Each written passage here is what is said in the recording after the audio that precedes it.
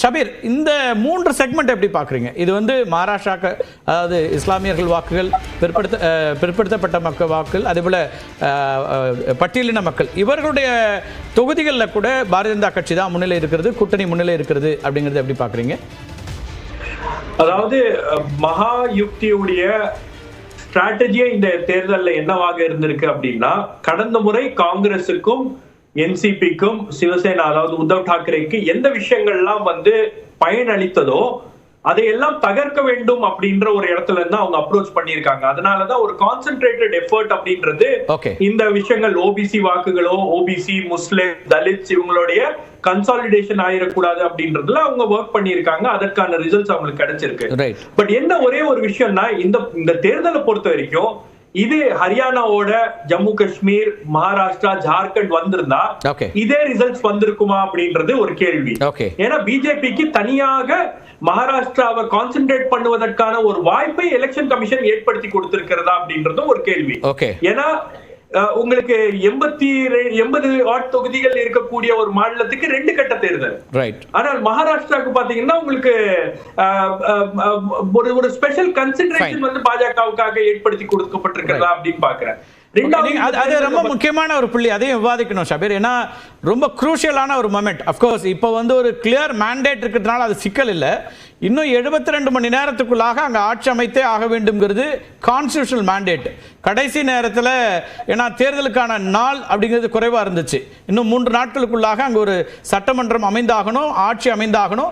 இல்லைன்னா ஜனாதிபதி, குடியரசுத் தலைவர் ஆட்சி அமல்படுத்துவதற்கான வாய்ப்புகள் இருந்த ஒரு நிலை. அதுதான் எதிர்கட்சிகளும் விமர்சனங்கள் செய்ததாகவும் இருந்தது. அது ஏன் தனியாக வச்சாங்க, அந்த டைமிங்கை கொஸ்டின் பண்ணாங்க.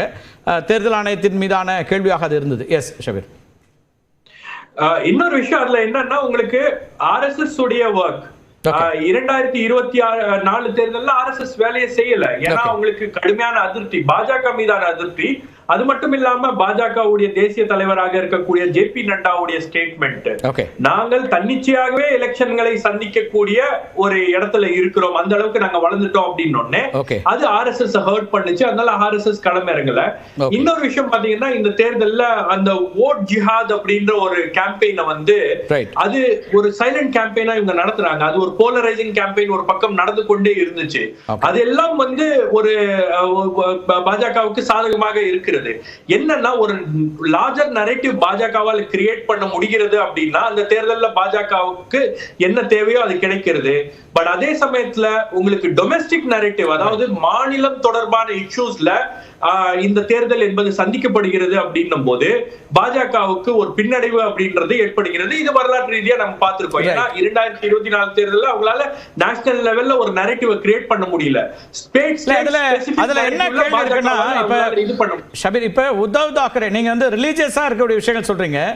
உத்தவ் தாக்கரே அவர் பால் தாக்கரேவுடைய பாலிசிஸை, சிவசேனாவுடைய பாலிசிஸை தான் ஃபாலோ பண்றாரு. அவருடைய மகனே இப்போ நம்ம வந்து டேட்டா பார்க்கலாம். நீங்கள் வந்து ஓர்லி கான்ஸ்டுவன்சியில் மிலிந்த் தேவரா ரொம்ப க்ளோஸ் ஃபைட்டில் இருக்கார். ஆதித்ய தாக்கரே வந்து 11,251 வாக்குகள், 398 தான் டிஃப்ரென்ஸ். அப்போ அவங்களுடைய ஐடியாலஜிக்கல் ஃபாலோயர்ஸாக அவங்கள பார்க்கலையா? அதை எப்படி பார்க்க வேண்டியிருக்கு?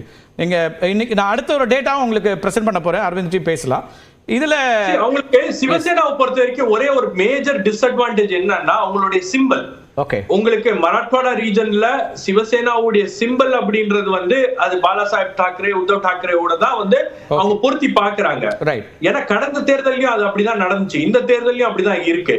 இன்னொரு விஷயம் என்னன்னா, உங்களுக்கு இந்த லோக்சபா தேர்தல் அவங்களுக்கு கிடைத்த வெற்றிக்கு பிறகு அவங்க ஒரு 3 மாசம் வந்து ஒரு 3 மாசம் கிரவுண்டுக்கே போல. சோ அந்த மொமெண்டம் அவங்களால கேரி ஃபார்வர்ட் பண்ண முடியல. உங்களுக்கு 2024ல மகாவிகாஸ் அகாடிக்கு கிடைத்த ஒரு மிகப்பெரிய வெற்றி அப்படின்றது உத்தவ் தாக்கரேக்கு ஆதரவாக இருந்த சிம்பதி ஃபேக்டர், சரத் பவாருக்கு ஆதரவாக இருந்த சிம்பதி ஃபேக்டர். இதுல 2 ஃபேக்ஷனல் லீடர்ஸுக்கும் மக்கள் ஆதரவுங்கிற மாதிரி வந்திருக்கு. ஷிண்டேவும் ஆதரவு, அஜித் பவாருக்கும் ஆதரவா அப்படிங்கிறது இருக்கு. நம்ம பேசலாம் ஷபீர். நான் இப்போ அந்த ஷிண்டே கம்பேரிசன் மட்டும் ஒரு டேட்டா பார்த்துருவோம். நம்ம ஏன்னா மேஜிக் வால் ப்ரெசன்டேஷனில் வேறு யாரும் இவ்வளவு பகுப்பாய்வுகளை கொடுக்க முடியாது. நம்ம டேட்டா பார்த்துட்டோம்னா டிஸ்கஷன் லைக் இதில் நான் வரேன். சிவசேனா வெர்சஸ் உத்தவ் தாக்கரே, இந்த ரெண்டுக்குமான ஃபேக்டர் அபிநயாட்டே கூட கேட்டுடலாம். அபிநயா, எஸ், இந்த ஃபேக்டர் எக்ஸ்பிளைன் பண்ணுங்க. திரு கார்த்திகை செல்வன், இப்போ நீங்கள் குறிப்பிட்ட மாதிரி அந்த ஃபேக்ஷன்ஸ்க்கு இடையிலான போட்டி அப்படின்னு நம்ம பார்க்கும்போது சிவசேனா, ஏக்நாத் ஷிண்டே தலைமையிலான சிவசேனா மற்றும் உத்தவ் தாக்கரே தலைமையிலான சிவசேனா, இந்த இரண்டு பிரிவினருக்கு இடையேயான அந்த போட்டியை நம்ம பார்க்குறோம்.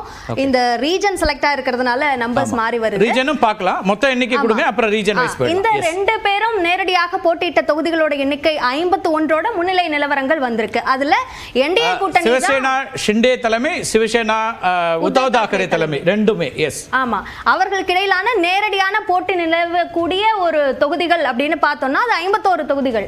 அதுல என்டிஏ கூட்டணிக்கு சாதகமான ஒரு சூழல் தான் இருந்திருக்கு.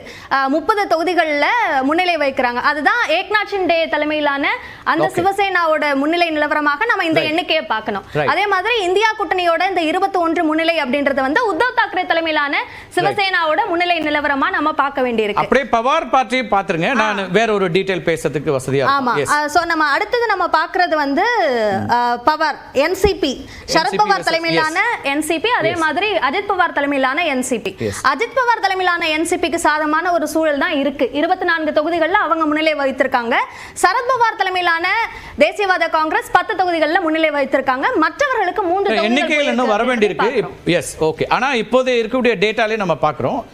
அரவிந்த், இப்போ ஒரு ஷிண்டேக்கு ஒரு பெரிய ஒரு ஆக்செப்டன்ஸ் வந்திருக்கா ஒரு முதலமைச்சராக வந்த பிறகு? ஒன்று மராத்தா ஃபேஸ் அப்படின்னாலும் கூட அதுக்கு பிறகு ஒரு ஒரு பாப்புலர் லீடர் அப்படிங்கிற ஒரு இடத்துக்கு அங்கே வந்திருக்கிறாரா? எப்படி பார்க்குறீங்க அது? ஏன்னா நீங்கள் உத்தவ் தாக்கரே விட கூடுதலான இடங்களை நேரடியாக மோதல்ல வெற்றி பெறக்கூடிய இடத்துக்கு வர்றாங்க. லோக்சபா எலெக்ஷன்லையும் பார்த்தீங்கன்னா இந்தியா கூட்டணி அதிக சீட் ஜெயிச்சிருந்தாலும் அங்கேயும் ஸ்ட்ரைக் ரேட் வந்து உத்தவ் தாக்கரே கம்மியாக தான் இருந்துச்சு. ஓகே, ஏக்நாத் ஷிண்டே கம்பேர் பண்ணும்போது.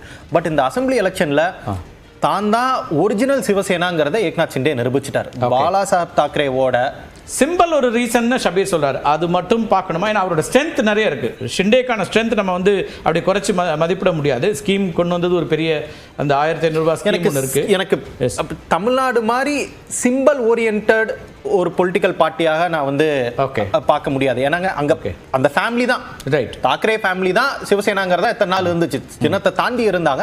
இப்ப அந்த லெகசி அவர் உடைச்சிட்டா இருந்தான்னு தெரியுது ஏக்நாத் ஷிண்டே. ஒரு ஏங்க இவரு ஆதித்ய தாக்கரே வெறும் 300 ஓட்டுல தான் லீடிங்ல இருக்காருங்க. சரி, நீங்க சின்னத்தை தாண்டுங்க. ஆதித்ய தாக்கரேங்க அது மும்பைங்கிறது வந்து ஒரு ரூரல் கிடையாது. மும்பைங்கிறது அர்பன் சீட். அர்பன்ல யாரும் சின்னத்தை வச்சு ஓட்டு போட மாட்டாங்க. அது வந்து ஃபேஸ் தான். அங்கேயே வந்து ஆதித்ய தாக்கரே வெறும் 300 ஓட்டுல லீடிங் இருக்காங்கன்னா சின்னத்தை தாண்டி ஒரு கம்ப்ளீட் லெகசியை வந்து ஏக்நாத் ஷிண்டே எடுத்துட்டாரு. இந்த எலெக்ஷன் பாஜக ஜெயிப்பதற்கான முக்கிய காரணம் நரேந்திர மோடி முகமாக வைத்து இந்த எலெக்ஷனை சந்திக்கல. அங்க இருக்கிற ஸ்டேட் கவர்மெண்ட்டை வச்சு சந்திச்சாங்க. ஏக்நாத் ஷிண்டேயோட பெர்ஃபார்மன்ஸ் மக்கள் ஏத்துக்கிட்டாங்க. இது நம்ம கடந்த ஒரு 2-3 எலெக்ஷனா பார்த்துட்டு இருக்கோம். ஹரியானாலையும் பார்த்தோம், இன்கம்பன்ட் கவர்மெண்ட் ரிப்பீட் ஆகுது. மகாராஷ்டிரால இன்கம்பன்ட் கவர்மெண்ட் ரிப்பீட் ஆகுது. ஜார்க்கண்ட்ல இன்கம்பன்ட் கவர்மெண்ட் ப்ரோ இன்கம்பன்சிங்கிறது வர்க் ஆகுது அப்படிங்கிறீங்களா? Pro incumbency welfare schemes largely welfare schemes maybe Lok Sabha எலெக்ஷனுக்கு அப்புறங்க வெல்ஃபேர் ஸ்கீம்ஸ் தான். ஏன் மகாராஷ்டிரால இந்த கூட்டணி ஜெயிக்குது, ஜார்க்கண்ட்ல ஏன் ஜெயிக்க முடியல? மகாராஷ்டிரால என்ன பண்ணாங்களோ அதே தான் ஜார்க்கண்ட்லயும் பண்ணாங்க. பட் ஜார்க்கண்ட்ல ஏன் தேசிய ஜனநாயக கூட்டணி ஜெயிக்க முடியலனா ப்ரோ இன்கம்பன்சி பிளஸ் மக்கள் வந்து யாருமே கொடுக்காத முதல் முறை அங்கே இதே மாதிரி 1000 ரூபாய் அங்கே இதே மாதிரி திட்டத்தை அறிவிக்கிறாங்க. சோ மக்கள் அதை நம்புறாங்க.